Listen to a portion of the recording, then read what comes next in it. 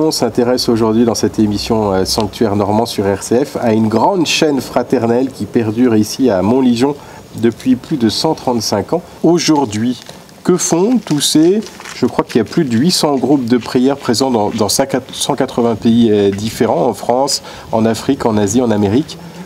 Que font ces personnes qui font partie de cette association de la fraternité de Montligeon?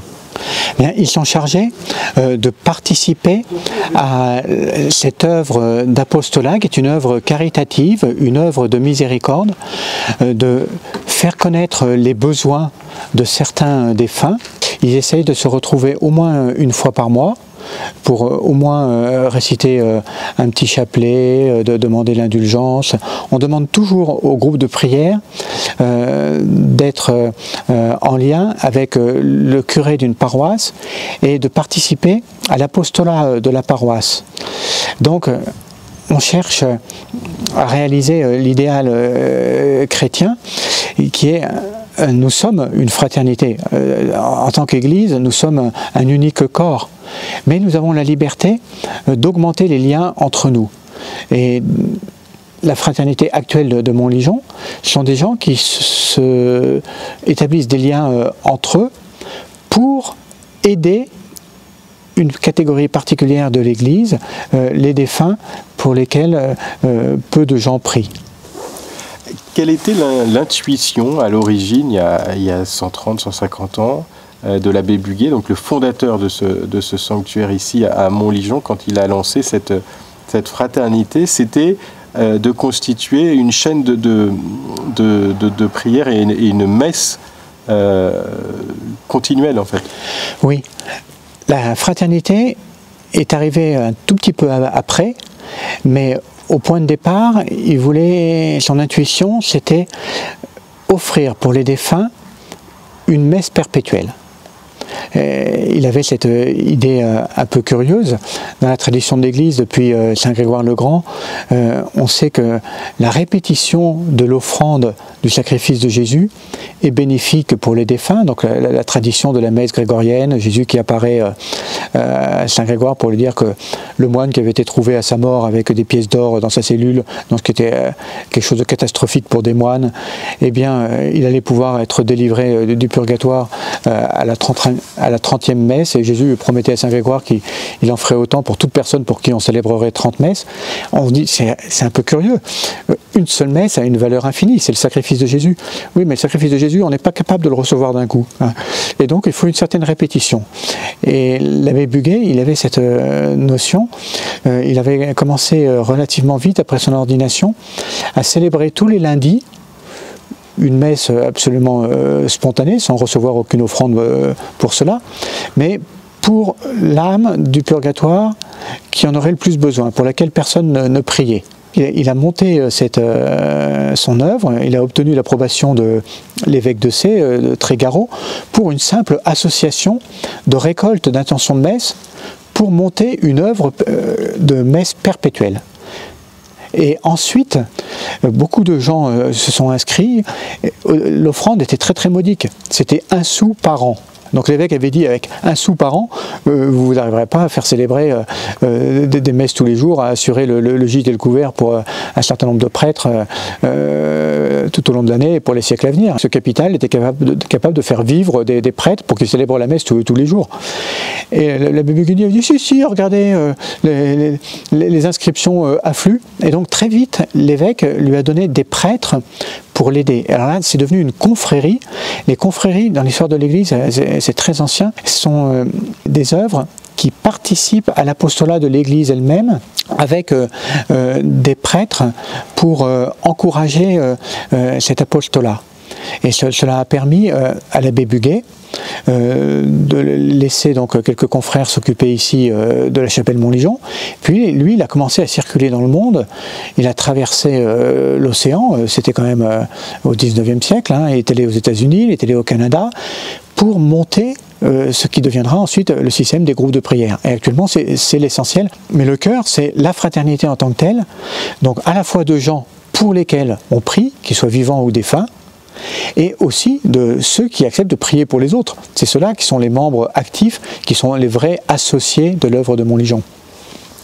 Aujourd'hui, dans cette émission Sanctuaire Normand, nous sommes au sanctuaire Notre-Dame de Montligeon, dans l'Orne. Nous sommes sur les marches de cette basilique.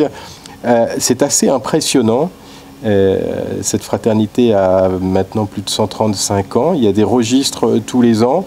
On a du mal à imaginer, à chiffrer le nombre de personnes qui sont inscrites sur ces registres, mais entre 15 et 20 millions de personnes.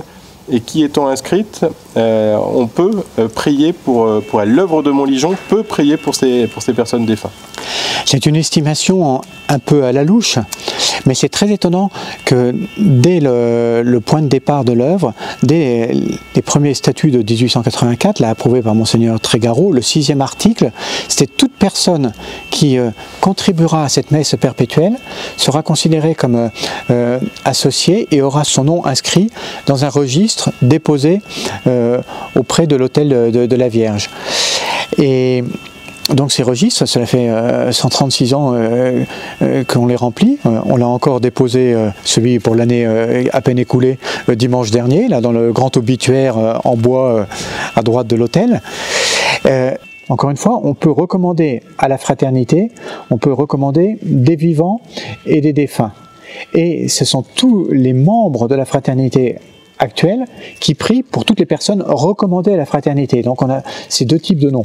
Alors 10 à 20 millions, je pense que ça concerne davantage les personnes qui ont été recommandées. Parce que dans les années 1890, une fois le bulletin de l'œuvre a déjà prétendu qu'il avait plus de 10 millions de personnes recommandées. Donc une centaine d'années après, ce ne serait pas étonnant qu'on soit arrivé au double. C'est une œuvre de charité, c'est une œuvre de miséricorde. Dans les 7 œuvres de miséricorde que le pape François nous a fait célébrer là, pendant l'année de la miséricorde, la 7e, c'est soit du point de vue matériel, ensevelir les morts, soit du point de vue spirituel, prier pour les morts. Je rebondis sur ce que vous dites, Don Martin, soit du point de vue matériel, soit du point de vue spirituel, parce que c'est extrêmement important. Dans la notion de fraternité ou de confrérie, il y a toujours ces deux notions d'une œuvre matérielle et d'une œuvre spirituelle. Oui, ça c'est très intéressant parce que pour le coup, vous me permettez de faire un excursus par l'histoire de l'Église, hein. Rapidement. Tout a commencé déjà au IVe siècle, quand la persécution romaine s'est atténuée. À Alexandrie sont nées les premières confréries de chrétiens, à la fois pour ensevelir les morts, et très vite pour s'occuper des grands malades, pour les aider dans leur détresse. Alors, ensevelir les morts, bon, il y avait un peu de sens du respect pour le corps, mais c'était surtout pour prier pour eux. Et immédiatement, ça s'est lié à des œuvres médicales, de soins des malades. De charité. Oui, et ça s'est multiplié comme la poudre dans tout l'Empire romain et dans toute l'Église. La messe perpétuelle, quel est l'intérêt? C'est une manière d'aider les âmes défuntes. Mais pour ça, il faut que les chrétiens reprennent conscience que les âmes défuntes ont besoin de nous, qu'il y a une communication possible entre les deux. Et c'est comme ça qu'il est allé voir l'évêque et qu'il lui a demandé de diriger une nouvelle confrérie. Et avec cette double optique, lui aussi, et il a voulu tout de suite que cette confrérie, donc avec des prêtres pour l'aider, soit aussi responsable de l'aspect social ici à Montligeon. C'est pour ça qu'il a monté sa ganterie et ensuite l'imprimerie. Maintenant on essaye de continuer à travers les ateliers Buguet. Toujours cette espèce d'équilibre. On a besoin de spirituel, mais on a besoin aussi d'être sensible aux besoins des gens. Voilà une fraternité qui marche donc sur deux pieds, le spirituel et le matériel. Peut-être pour conclure rapidement, Don Martin Viviès, comment rejoindre cette fraternité de Montligeon aujourd'hui? Comment fait-on pour l'intégrer? Alors, s'il s'agit simplement de recommander des personnes vivantes ou défuntes à la prière de la fraternité, donc qui se manifeste à travers au moins les groupes de prière qui se réunissent au moins tous les mois, mais souvent, bien plus souvent. Et en Afrique, ce sont des assemblées entières, des églises entières qui se réunissent à chaque fois. C'est très facile, là, cela peut se faire par correspondance ou par Internet. sur le site du sanctuaire. On demande simplement aux gens une participation à la messe perpétuelle équivalente à l'offrande de 2 messes. C'est-à-dire on leur demande, s'ils le peuvent, mais c'est toujours de l'ordre de l'offrande, 36 €. Mais ça, c'est simplement pour que des noms soient recommandés à la messe perpétuelle, que la messe perpétuelle, on espère qu'il durera jusqu'à la fin du monde, soit célébrée, y compris pour ces gens-là. Ensuite, s'ils veulent s'engager un peu plus, il faut qu'ils aillent jusqu'à faire leurs promesses. Alors pour cela, il faut fréquenter un peu davantage l'œuvre de Montligeon, essayer de s'inscrire à un groupe de prière, essayer de rentrer dans cette optique, je veux faire de l'apostolat. Les défunts, ils n'ont pas simplement besoin que je fasse une petite offrande d'une messe par-ci, d'une messe par-là, mais ils ont besoin que ce soit ma préoccupation de vie chrétienne qui soit offerte pour eux, que j'essaye de réparer aussi pour eux, que j'essaye aussi de les faire connaître. Alors cela se fait plus particulièrement à travers les groupes de prière qui à chaque fois non seulement prient le chapelet, mais aussi ont un petit point doctrinal à approfondir entre eux, et puis qui essayent de partager autour de leur curé une œuvre de bienfaisance qu'ils pourront faire dans leur paroisse. Quand les gens se sentent à l'aise avec cette forme d'apostolat, à la fois prière et dimension caritative, alors ils peuvent demander à faire leur promesse pour devenir un associé à plein titre de l'œuvre de Montligeon.